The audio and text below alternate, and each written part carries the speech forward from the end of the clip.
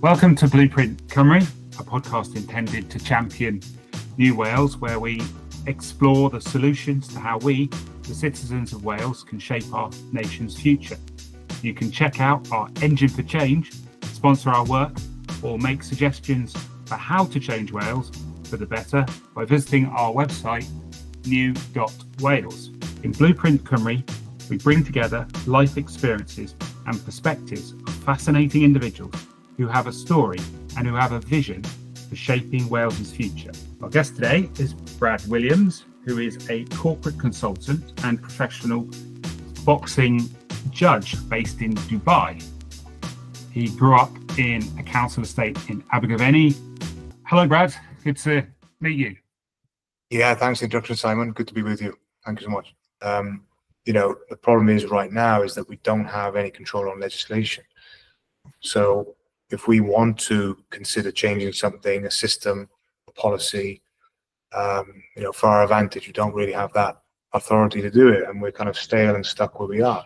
Someone looks at the British Isles, you've got a great example there of the Isle of Man, and with what I do, I meet people, like I said, all over the world. They have assets, they have wealth, and they would use that jurisdiction as an investment opportunity to be tax efficient.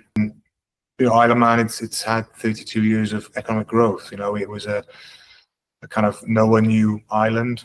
No one had heard of it. No one had really looked at it.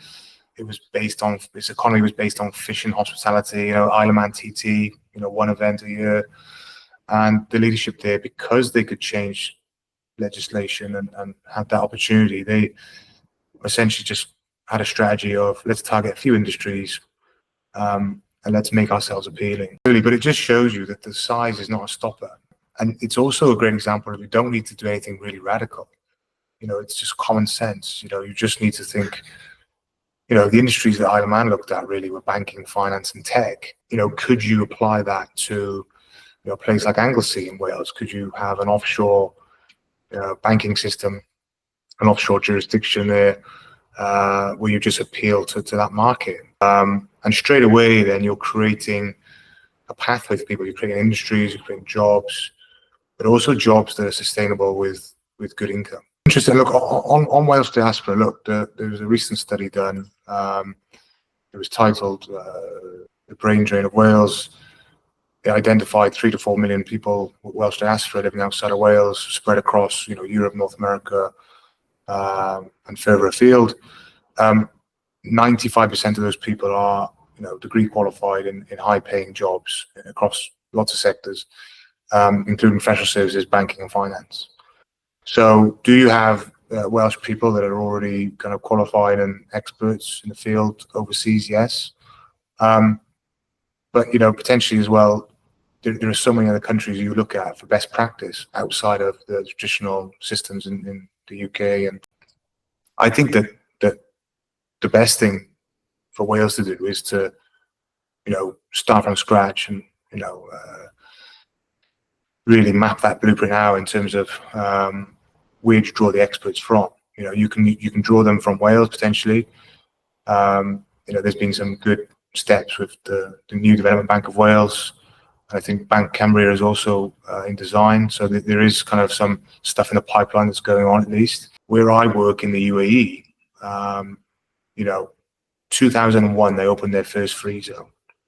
A free zone, just for people to understand the concept, is essentially a zone for setting up a business and doing business, which allows you to be tax domiciled in that country, but doesn't necessarily mean that you're doing inbound services. So, if you set up in Isle of Man, doesn't mean you're just setting up to serve the Isle of Man populace.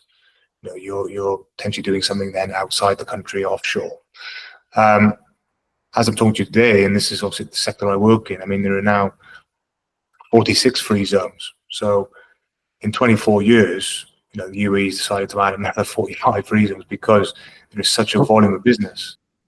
Well, one, how does that benefit UAE? But also, how does it not detract from mainland jobs? If there's areas which have got tax efficiency or favourable conditions for companies, how does that spill over into the more general economy rather than everyone just piling into those free zones and the rest of a nation drying up for work and entrepreneurship?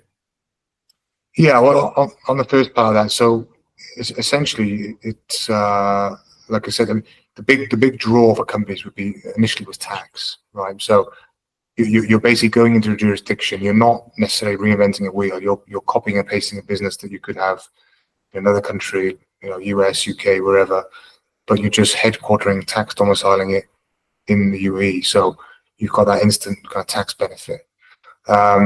Obviously, as well, then there's the logistical side. Where is it placed? What other markets can you serve? So there's an element of doing business in a certain region, in the MENA region.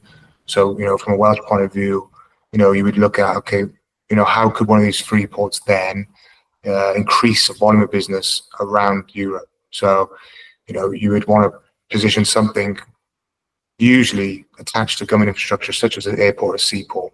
Most free zones are conditioned in that way. People also work here is because your employer is also sponsoring you. It's built into labor law. They are granting you the right to work. They're responsible for that cost. On the medical and healthcare side of it as well, there is no public health here, so you cannot just go into hospital and get free service. But your employer is responsible for providing you with a medical insurance. There's a big mindset and a big cultural change that would be needed to take society in Wales towards something that you're discussing now.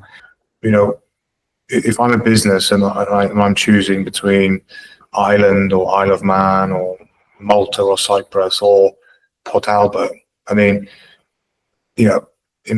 from my experience, in most cases, tax is going to be one of the biggest considerations. Obviously, there's cost of setup, there's time taken, there is the reputation, the community, logistics. Where will you get your talent from? If you need people on the ground, if you need human resources. But generally speaking, I mean, 7 times out of 10, tax is going to take the kind of forefront of conversations.